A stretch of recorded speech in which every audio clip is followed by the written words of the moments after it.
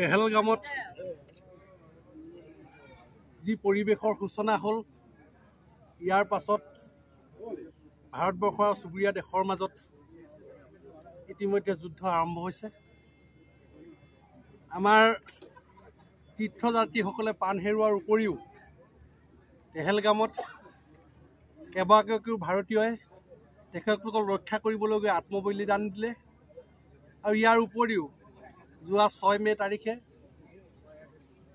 পাকিস্তানৰ সন্ত্ৰাসবাদীৰ ঘাটিত আক্ৰমণ কৰিবলৈ গৈ ভাৰতৰ দুজন সেনা জোৱানে প্ৰাণ আহুতি দিব লগা হ'ল।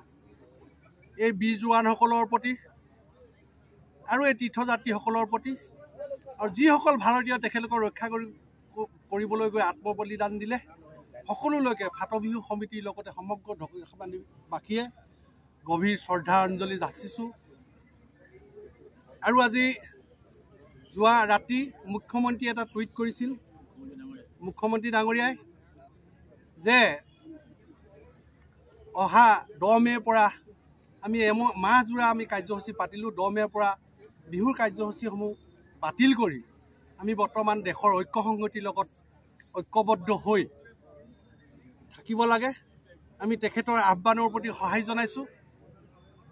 যিহেতু ফাটবিহুটো এটা এটা কি কয় পৰম্পৰাগত অনুষ্ঠান, বহাগৰ শেষৰ দেওবাৰটোক শেষৰ দিন হিচাপে লৈ আজি শ বছৰ ধৰি ফাটবিহু শুক্ৰ শনি দেওবাৰে অনুষ্ঠিত কৰি আহিছে।